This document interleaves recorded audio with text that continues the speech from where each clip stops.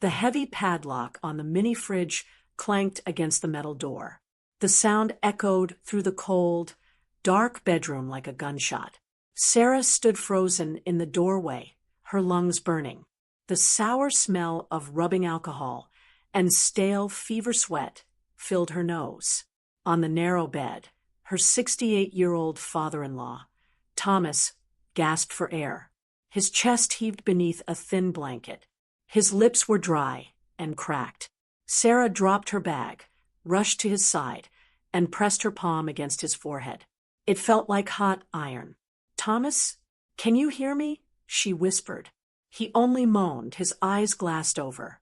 She reached for the water pitcher on his nightstand. It was bone dry. She tried to pick up the landline phone, but the plastic cord hung loose, snapped clean off from the wall jack. Someone had deliberately isolated him, locking away his food and cutting his connection to the outside world. To understand how a decorated, retired electrician ended up starving in his own locked room, we have to look back at the quiet storm that had been brewing inside this house for months. 3 years ago, Sarah Miller moved into this 2-story house in Oregon. At 32, she was a freelance bookkeeper who spent her days staring at tax ledgers. She was a woman of numbers and quiet order. When Thomas suffered a stroke that left him with a weak left side, Sarah willingly opened her home to him, managing his care and meals without complaint while working long hours. Her husband, Brandon, saw things differently. To the world, Brandon was a rising real estate star who drove a black SUV smelling of expensive leather and designer cologne.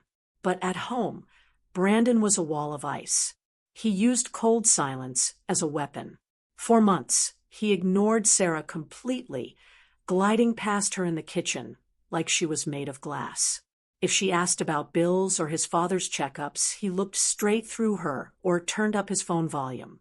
He made Sarah feel invisible, convincing her that every financial strain was her fault and that her income was mere pocket change. Sarah endured it all, believing hard work would restore warmth to her marriage. Every morning at 5, the harsh beep of her alarm woke her up to the smell of stale coffee and damp wood. She prepared Brandon's lunchbox with meticulous care and made soft oatmeal for Thomas. On this particular Tuesday, Brandon walked into the kitchen at 6:30. The sharp click of his dress shoes on the hardwood floor broke the silence. "Brandon, your father's cough sounded worse last night," Sarah said softly, keeping her eyes on her laptop. "He needs his prescription refilled today. The copay is $40. Brandon didn't stop. He pulled a crisp $50 bill from his wallet, tossed it onto the counter, and walked out. The heavy door slammed shut, and his engine roared outside. Sarah swallowed the lump in her throat and went back to work, telling herself marriage required sacrifice. By noon, the summer heat beat down, relentlessly. Sarah finished a tax filing and walked upstairs to check on Thomas. The second-floor hallway was pitch black, the blinds pulled tight. When Sarah opened the door, the hot, stale air hit her face. Then she heard his shallow, rattling breath. "Thomas." She fell to her knees beside his bed. His skin burned, and his fingers clutched the mattress. She ran to the bathroom, soaked a towel in cold water, and pressed it to his neck. His bloodshot eyes opened slightly. "Sarah," he rasped, so cold. "I'm here, Thomas. I'm calling an ambulance." Her cell phone had no signal in the hallway, and the bedroom landline cord was severed. Turning in panic, Sarah saw the mini fridge on his dresser. A heavy steel latch had been screwed into the frame, held shut by a thick brass combination padlock. Why would there be a lock on his food? Thomas shivered under the blanket, looking impossibly fragile, a shadow of the strong electrician who used to work with his bare hands. Sarah slid her hand under his pillow and brushed against a small, battered leather notebook with yellowed pages. She opened it to the most recent entry, dated 3 days ago. Brandon changed the lock code on the fridge again today. He told me I am old and useless, and I don't deserve protein because I don't earn money. Sarah cooked porridge for me yesterday and hid it in the pantry, but Brandon found it and threw it in the trash. My head hurts so bad. The fever is coming back. I drank water from the bathroom tap, but the pipe tastes like rust. I miss my tools. I miss my son. I hope Sarah doesn't get hurt because of me. A cold wave swept through Sarah's veins. The silence in this house was no longer just uncomfortable. It was a weapon designed to starve an old man and break a woman's spirit. Outside, the distant wail of a siren grew louder, cutting through the quiet afternoon. Sarah closed the leather notebook and held it tight against her chest. She looked at Thomas's pale face, then down at the padlock. The tears in her eyes dried up instantly. The fear that had kept her quiet for 3 years evaporated.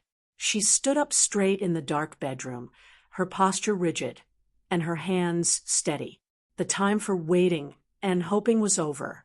The harsh red lights of the ambulance flashed against the cold, wet pavement. Rain fell in heavy sheets over the Oregon driveway. Paramedics wheeled Thomas out on a stretcher, an oxygen mask strapped tightly to his gray face. Sarah stood on the porch, her clothes soaked, her hands holding the battered leather notebook against her ribs. She did not cry. The fear in her heart had turned into a cold, sharp stone. As the ambulance disappeared into the dark, Sarah walked back into the silent house. She went straight to her small home office. The air smelled of cold coffee and damp carpet. She pulled up her laptop and opened her accounting software. For years, she had let Brandon manage their primary accounts while she focused on her freelance work. She had trusted him.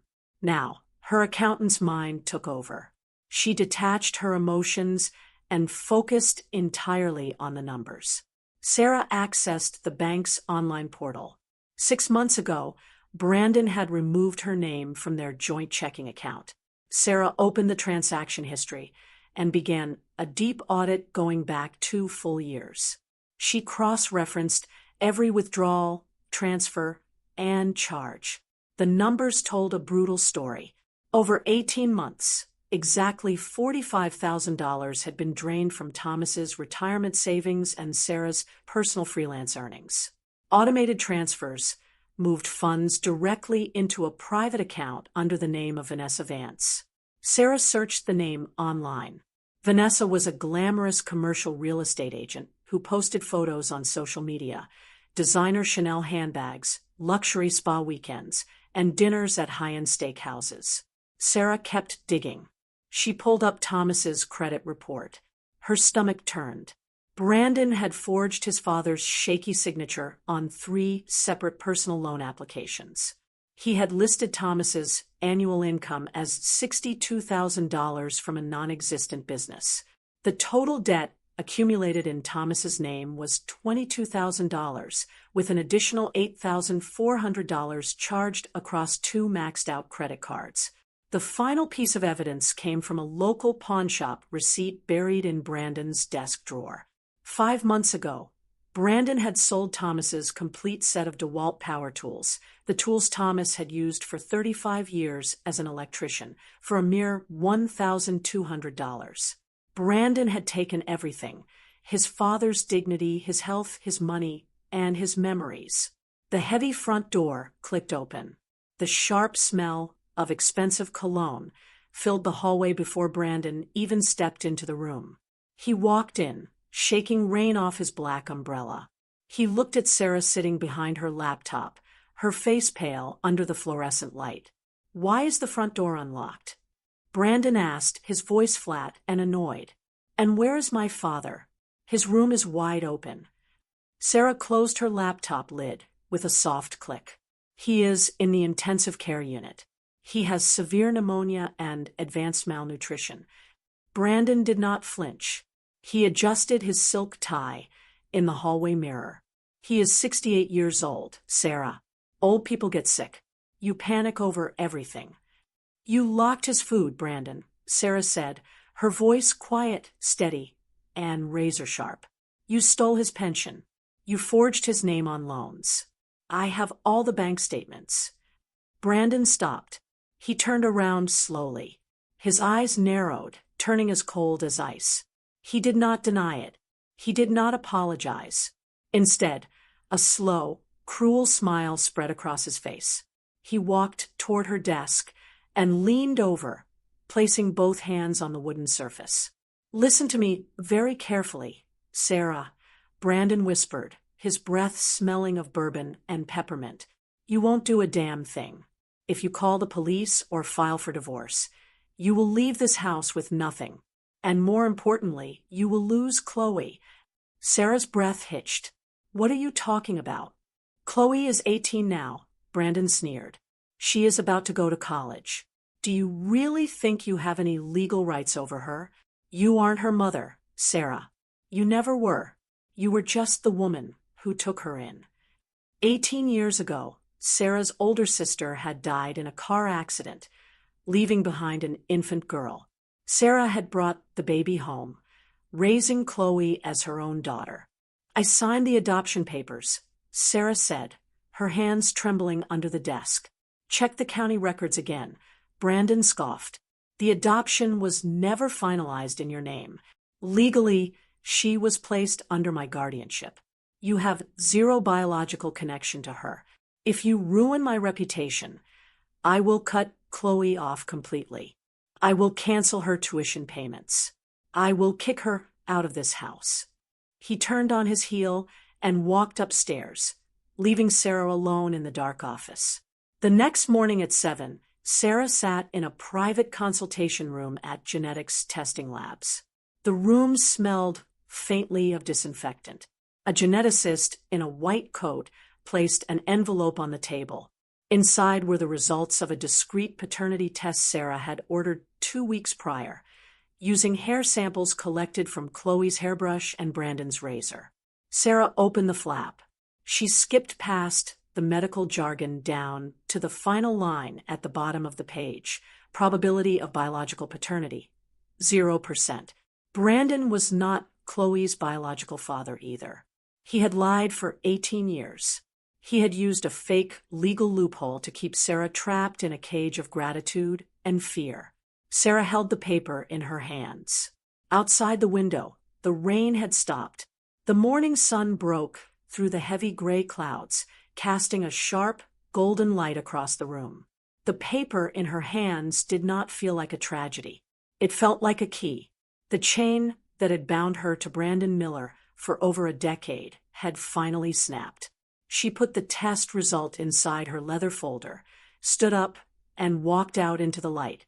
The rich, bitter smell of freshly ground espresso beans and warm steamed milk filled the small downtown coffee shop.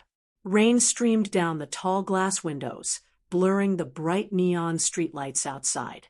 Chloe stood behind the smooth wooden counter in her green apron, wiping down the shiny silver espresso machine with a clean white rag. At 18, her face was bright and youthful, but her dark eyes carried a quiet, mature weight. Sarah walked into the cafe, her damp trench coat rustling gently against her knees.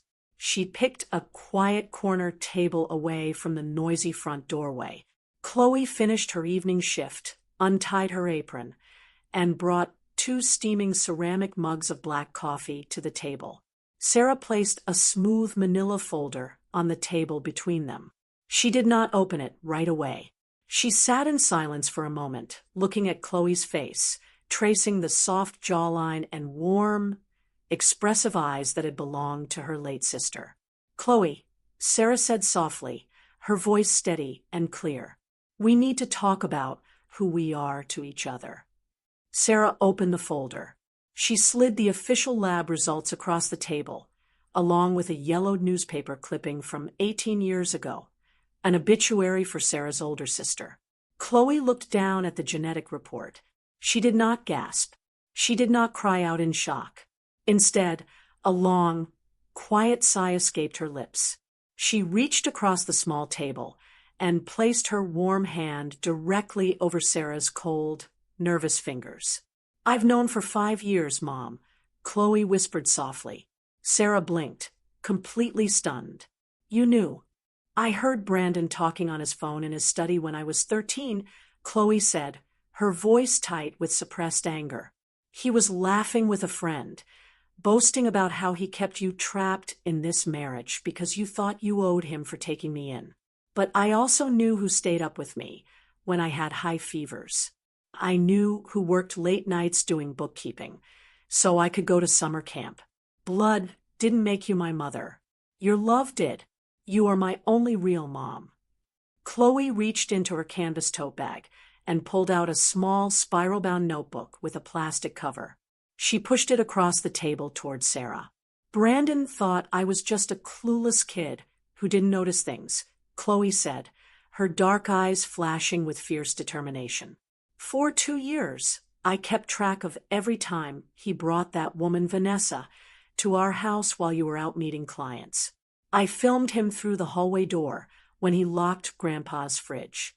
I saved every single video on a hidden cloud drive." Sarah held the small notebook, feeling the immense weight of her daughter's quiet bravery.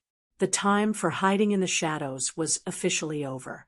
The next afternoon, Sarah stepped into the glass-walled office of David Vance, a prominent family law attorney who specialized in elder abuse and financial fraud. The office smelled of old leather books, fresh parchment, and polished oak. David listened intently as Sarah laid out her physical evidence. The lab results, the bank statements, the loan applications with forged signatures, the pawnshop receipt, and Chloe's recorded video logs. David leaned back in his tall leather chair, tapping his silver pen against the wooden desk. "This isn't just a simple divorce case, Sarah. This is systematic elder abuse, grand theft, and identity fraud. Brandon Miller systematically stripped your father-in-law of his assets, his safety, and his basic human dignity. We have more than enough evidence to file criminal charges with the district attorney." "I don't just want him stopped, David," Sarah said, her voice clear, resonant, and unwavering. "I want my father-in-law's dignity restored, completely." Over the next 3 weeks, Sarah underwent a profound transformation. She stopped wearing the oversized, faded sweaters that had hidden her from the world for years. She cut her dark hair into a sharp, elegant bob that framed her face. She bought a tailored navy blue blazer and polished leather pumps. She began walking every morning along the river trail, letting the crisp Oregon wind clear the lingering haze from her mind. She took her very first payment from a major new corporate bookkeeping client and walked straight into the downtown pawn shop. The air inside was dusty and thick, smelling of old brass, motor oil, and stale wood. She handed the pawn shop owner the exact receipt Brandon had left behind, along with $1,200 in cash. 10 minutes later, Sarah carried a heavy, black metal toolbox out to her car. Inside were Thomas's DeWalt power tools, scratched, worn, but completely intact. That evening, Sarah visited Thomas in his new, sunlit recovery room at the local care center. He sat in a comfortable armchair, his color returning, his breathing smooth and quiet. Sarah set the heavy metal box on the floor beside his feet. Thomas looked down, his pale blue eyes filled with tears as he recognized the rusted metal latches. He reached out with a trembling hand and touched the cold steel lid. "You brought them home, Sarah," Thomas rasped, his voice thick with deep emotion. "I brought everything home, Thomas," Sarah said, kneeling beside his chair and placing her hand over his. "And we are almost finished." Standing in front of the hallway mirror that night in her quiet new apartment, Sarah looked at her reflection under the warm light. The tired, fearful woman who had walked through the dark house in silence was gone. In her place stood a woman of sharp intellect, undeniable grace, and absolute resolve. She held her chin high, her hands steady, completely ready for the final battle. The grand ballroom of the Grand Hyatt Portland hummed with the lively chatter of 200 wealthy guests.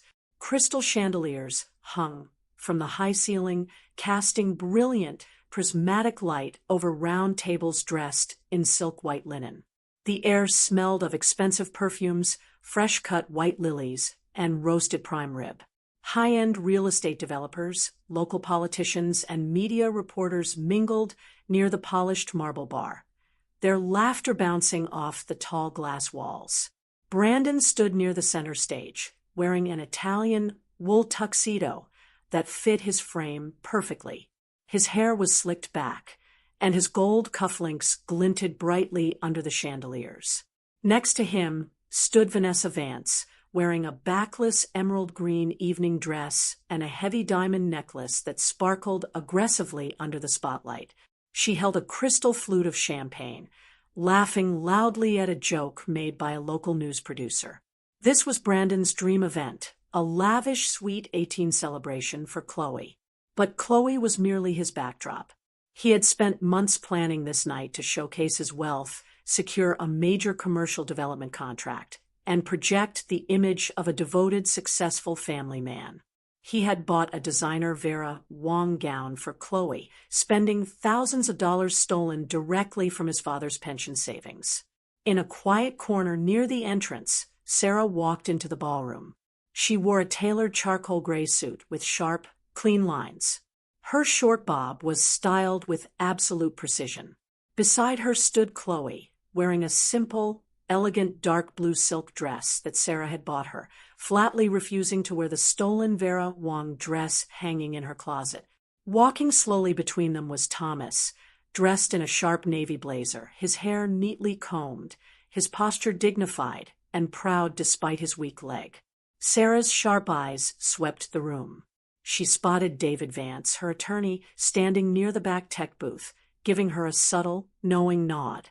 Two plainclothes police officers stood quietly near the exit doors, their arms crossed over their chests. Brandon noticed Sarah's arrival, and his jaw tightened instantly. He excused himself from a group of wealthy investors and marched toward them, his polished leather shoes clicking sharply on the hardwood floor. The heavy smell of scotch and mint filled the air as he leaned in close to Sarah. "What are you doing here?" Brandon hissed through gritted teeth, keeping a fake, cheerful smile plastered on his face for a nearby photographer. "And why did you bring him here?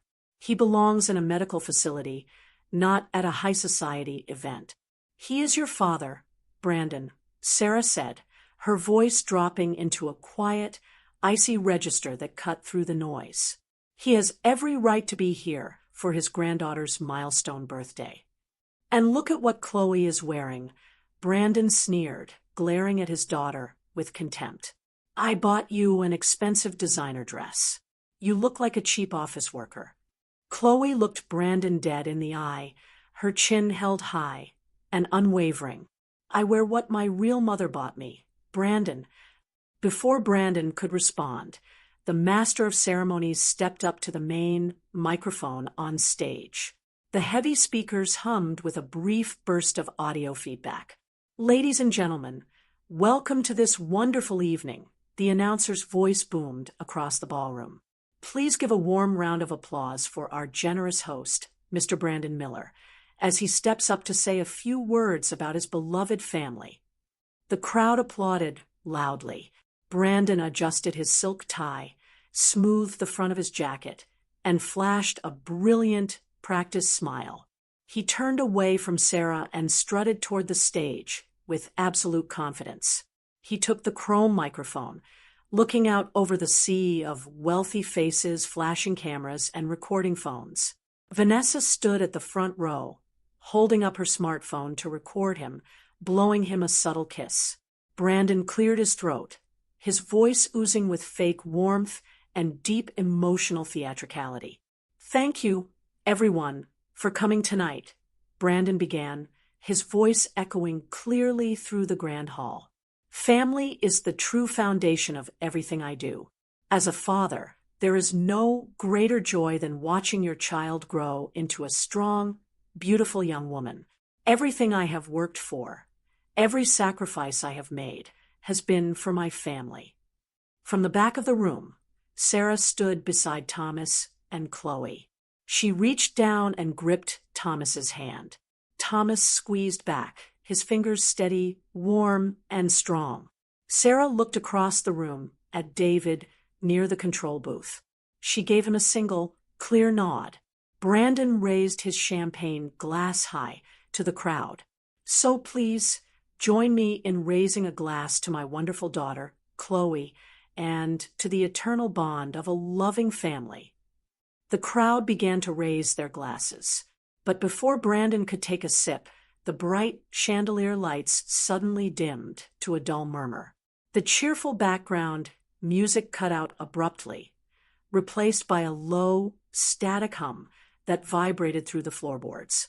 Brandon froze on stage, his glass suspended in midair.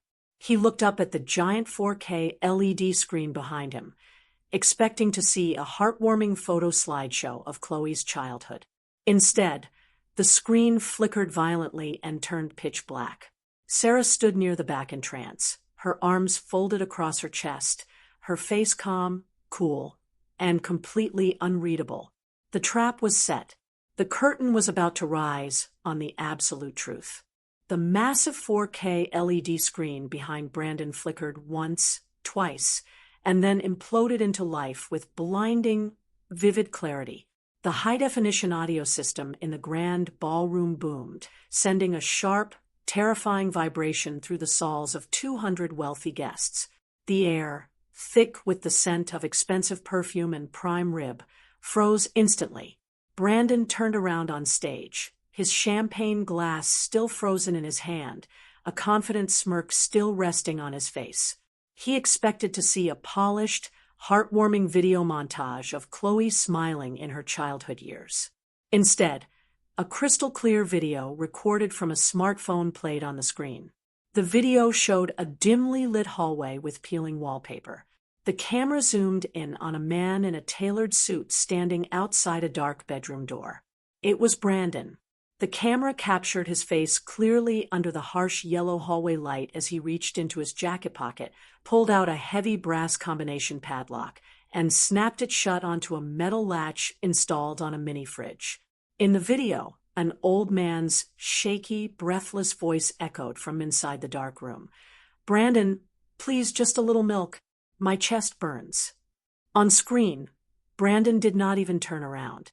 He adjusted his silk tie in the hallway mirror, turned off the light, and walked away in silence. A collective gasp rippled through the grand ballroom. The sound was like a sudden, freezing gust of wind sweeping across a quiet lake. Vanessa's champagne glass slipped from her manicured fingers. It shattered against the polished marble floor with a loud, ringing crash that echoed off the high ceiling. Droplets of golden wine splashed onto her emerald green dress and silver heels. She stumbled back, her eyes wide with sheer terror, her hands trembling violently. "Turn that off," Brandon screamed into his microphone. His voice boomed through the high-end speakers, squealing with a sharp, painful burst of static feedback. "Turn it off right now. Who is messing with the system?" The audio-visual technician in the booth did not move an inch. David Vance stood right beside him, his arms crossed over his chest, his face completely expressionless. The video on the LED screen transitioned smoothly to a second slide. It was a high-resolution document scan, a detailed financial audit ledger created by Sarah. In bold red numbers, it displayed a complete line-item breakdown of $45,000 transferred directly from Thomas's pension savings and Sarah's personal freelance earnings into a private checking account owned by Vanessa Vance. Beneath the ledger were clear, sharp photos of Vanessa's social media posts, luxury Chanel handbags, designer shoes, and five-star spa invoices matching the exact dates and dollar amounts of the stolen transfers. Whispers erupted across the room like a swarm of angry bees. Reporters from the local newspaper immediately pulled out their heavy DSLR cameras. Flashbulbs went off in rapid, blinding white bursts, illuminating Brandon's pale, sweat-slicked face. Real estate investors turned away from the stage, their expressions turning from admiration to utter disgust and outrage. "This is fake. This is a fabrication," Brandon roared, his face turning a deep, unnatural shade of red. He slammed his champagne glass onto the wooden podium, shattering the glass stem into sharp shards. Wine dripped down his tailored Italian jacket like fresh blood. Someone hacked the system. "Security, clear this room immediately." Before security guards could even step forward, the LED screen shifted a third time. A high-resolution photograph filled the giant screen. It showed an official hospital diagnostic report from Oregon Health and Science University. In clear, bold black letters, the medical diagnosis read: advanced bilateral pneumonia, severe malnutrition, dehydration, and physical neglect. Beneath the medical report was a photograph of Thomas's battered leather notebook displaying his shaky, crooked handwriting. Brandon changed the lock code again. He said, "I don't earn money, so I don't deserve protein. I drank water from the bathroom tap. I miss my tools." The silence in the grand ballroom was deafening. You could hear the faint hum of the air conditioner and the steady, rhythmic drip, drip, drip of wine falling from Brandon's podium onto the hardwood floor. Brandon looked out over the crowd, his eyes wild, bloodshot, and frantic. His gaze landed on Sarah, who stood near the back entrance beside Chloe and Thomas. He dropped the chrome microphone. It hit the stage floor with a thunderous thud that vibrated through the room like a cannon shot. Brandon leaped off the stage and charged down the center aisle toward Sarah, his polished leather shoes pounding against the carpet. His face was contorted with blind, desperate rage. "You did this," Brandon shrieked, pointing a shaking, sweaty finger at Sarah's face. "You bitter, vindictive bitch. You ruined my career. You ruined my life. I gave you a home. I gave you a family. You aren't even Chloe's real mother. You have no blood connection to her. You have zero rights here." Sarah did not flinch. She did not take a single step back. She stood tall in her tailored charcoal suit, her shoulders back, her feet firmly planted on the polished floor. Her eyes were cool, clear, and unyielding. She looked at the man she had feared for over a decade, and she felt nothing. No fear, no sadness, no regret. The invisible chains that had bound her had vanished entirely. Sarah stepped forward, her voice calm, resonant, and razor-sharp, cutting through the tense air without needing a microphone. "I may not share Chloe's blood, Brandon," Sarah said, every single word dripping with absolute authority, clarity, and dignity. "But I shared her feverish nights. I shared her tears. I worked 18 hours a day to buy her food, to pay her school fees, and to build her a future while you were out buying designer bags for your mistress. Blood didn't make me her mother. Love did." Sarah stepped even closer to Brandon, her eyes locking onto his shaking, sweating frame. "And as for rights," Sarah continued, her voice echoing clearly across the silent room, "you forged your own sick father's signature to steal $22,000 in fraudulent loans. You sold his lifelong trade tools to a pawn shop for chump change. You locked his food and left him to starve in a dark, feverish room. You didn't just break the law, Brandon. You discarded your own humanity." Brandon looked around wildly, seeking support from his wealthy friends and business partners. Every single person stepped back, looking at him with cold, absolute contempt. Vanessa was already ducking through the side service exit, trying to hide her face from the flashing cameras and recording phones. Chloe stepped up directly beside Sarah. She looked at Brandon with cold, calm eyes, completely free of fear or hesitation. She reached up to her neck, unclasped the expensive Vera Wong silk ribbon Brandon had forced her to wear earlier, and dropped it onto the floor at his feet. "You bought this dress with Grandpa's stolen money," Chloe said, her voice steady, sharp, and clear. I would rather wear rags than wear anything bought by a thief. Mom raised me. Mom saved Grandpa. You are nothing to me. Chloe, please. Brandon stammered, his voice breaking as his fake world collapsed around him in real time. I did everything for your future. I did it for us. You did it for your own ego, Chloe replied, firmly. The heavy brass doors at the back of the ballroom suddenly swung open with a heavy thud. Two uniformed officers from the Portland Police Department walked briskly down the center aisle, followed by two detectives in plain clothes. The clinking sound of steel handcuffs hanging from an officer's utility belt rang sharply through the silent room. Brandon Miller, the lead detective, asked, his voice firm, loud, and official. Brandon stumbled backward against a guest table, knocking over a crystal vase of white lilies. Water and crushed petals spilled over the white tablecloth. This is a private family matter. You can't do this here. You are under arrest, the detective announced loudly, grabbing Brandon's arm and pulling him forward.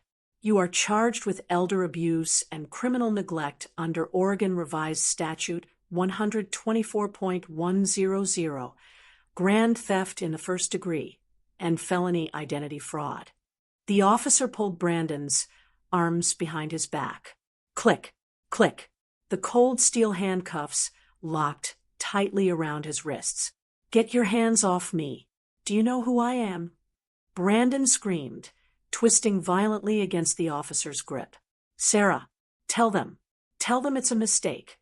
Sarah stood shoulder to shoulder with Chloe and Thomas. She looked Brandon straight in the eye as the officers escorted him down the aisle. It's not a mistake, Brandon, Sarah said quietly, her voice full of profound peace. It's justice. The crowd parted like the Red Sea as the police led Brandon out of the ballroom. Reporters rushed after them, flashbulbs popping continuously in the carpeted hallway. Vanessa was intercepted near the glass front doors by two other officers for questioning regarding financial conspiracy and fraud. Inside the grand ballroom, the chaotic noise slowly quieted down. The giant LED screen went completely dark. Thomas stood between Sarah and Chloe. He took a deep breath of the cool, clean air, his chest moving smoothly. He turned to Sarah, his pale blue eyes filled with tears, but his face held a gentle, radiant smile. He reached out with a steady hand and squeezed hers tightly. Thank you, my daughter, Thomas whispered, his voice strong, clear, and full of dignity. You gave me back my life. Sarah looked at Thomas, then at Chloe, who wrapped her arm tightly around Sarah's waist. For the first time in 12 years, Sarah felt the heavy weight in her chest completely vanish. The shadows of silence, fear, and emotional abuse were gone forever. The truth had set them all free. The late afternoon sun hung low over the rolling green hills of the Oregon countryside. Warm, golden light flooded through the floor-to-ceiling glass windows of a bright, open-plan office space. The room smelled of a fresh coat of white paint, polished pine wood, and fresh-cut lavender. On the frosted glass door, clean gold lettering read, Miller Financial Advisory and Advocacy Group. Sarah sat at her solid oak desk, reviewing a tax audit for a retired schoolteacher who had been misled by a predatory investment firm. At 34, Sarah moved with quiet confidence. She wore a simple, cream-colored silk blouse and dark trousers. Her short, dark hair was neatly styled, framing a face that was calm, relaxed, and completely free of tension. Her posture was erect, her breath deep and steady. The dark circles under her eyes were long gone, replaced by a healthy, radiant glow. 6 months after the trial, Brandon had been sentenced to 5 years in state prison for elder abuse and grand theft, with mandatory restitution payments. Vanessa Vance had lost her real estate license and faced severe court fines for her role in the financial conspiracy. Sarah had never visited Brandon in prison. She felt no need to seek revenge, nor did she carry any lingering hatred in her heart. She had processed the pain, extracted the lessons, and completely closed that chapter of her life. The past no longer had any power over her present. She had taken full responsibility for her own happiness, building a thriving business that helped vulnerable women and seniors protect their assets. The brass bell above the office door chimed softly. Chloe walked in, carrying 2 iced matcha lattes. At 19, Chloe was thriving as a sophomore journalism student at the State University. She had recently published her first investigative piece in the campus newspaper, uncovering predatory student loan practices. "Bring your favorite, Mom," Chloe said, setting a cup on Sarah's desk with a bright, dimpled smile. Sarah looked at her daughter, feeling a deep wave of warmth and pride. "How was your morning lecture?" "Exhausting, but great," Chloe replied, leaning against the edge of the desk. "Professor Vance said my article might get picked up by the regional syndicated press next week." "I never doubted it for a second," Sarah said, tapping her finger gently against Chloe's cup. They laughed together, a light, genuine sound that echoed softly through the quiet room. There was no pretense between them, no hidden secrets, no shadow of doubt. Their bond had not been forged by biology, but carved out through shared trial, unyielding loyalty, and deep, unconditional love. At 4 o'clock, Sarah closed her laptop, picked up her leather tote bag, and walked out to her car with Chloe. They drove down the winding coastal road toward their new home, a charming 3-bedroom craftsman bungalow surrounded by a wildflower garden overlooking the Columbia River. As they pulled into the gravel driveway, the sweet, earthy scent of blooming jasmine and damp river soil greeted them. From the backyard came the rhythmic, comforting sound of metal shaving against wood.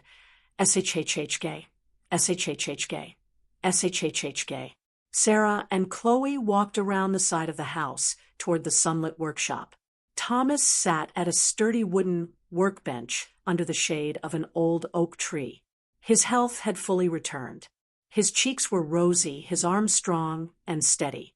He wore a canvas apron over a plaid flannel shirt. In his hands, he held a piece of smooth cedar wood, carefully shaping it using a hand plane from his restored DeWalt toolkit. Clean, aromatic cedar shavings curled onto the table around his hands like golden ribbons. He looked up as he heard their footsteps on the gravel. His pale blue eyes crinkled at the corners with genuine joy. "Look at this grain, Sarah," Thomas said, his voice deep, clear, and vibrant. "Cedar from the northern ridge. Strong, straight, and smells like fresh forest rain." "It's beautiful, Thomas," Sarah said, stepping over to inspect the smooth wood. She picked up a curl of cedar, holding it between her fingers, inhaling its crisp, piney scent. "I'm building a bookshelf for Chloe's college dorm room," Thomas said proudly, tapping the wooden frame. "A real one, built to last 50 years. Chloe hugged her grandfather around his shoulders, resting her chin on his head. "It's perfect, Grandpa." The golden hour arrived, that quiet, magical window before sunset when the world seems bathed in liquid gold. The sky turned shades of soft peach, warm amber, and deep violet. The river below glinted like a ribbon of melted copper. A cool, gentle breeze rustled the leaves of the oak tree above them, carrying the distant song of evening birds. Sarah walked out to the edge of the lawn, stepping onto the soft, green grass. She held a warm mug of tea in her hands. She closed her eyes for a moment, listening to the soft sounds behind her. Thomas humming an old tune while working at his bench, Chloe laughing as she handed him a measuring tape, the gentle rustling of leaves in the wind. She opened her eyes and looked toward the horizon, where the river met the sky. There was no sadness in her heart. There was no anger toward the man who had tried to erase her, nor resentment for the years spent in silence. She had transformed her pain into power, her silence into a voice, and her sacrifice into a sanctuary. She was independent, financially free, and deeply loved. Sarah took a slow, deep breath of the crisp Oregon air, filling her lungs with the scent of pine, jasmine, and river water. A gentle, serene smile spread across her face. She stood tall in the golden light, free, proud, and entirely whole. All shadows must fade before the truth, and every pain is simply the start of a beautiful rebirth. Always remember, the right to write a new chapter of your life is forever in your hands. If this story resonated with you, please like, subscribe, and leave a comment below so we know we're walking this journey together. Hope to see you on the next page.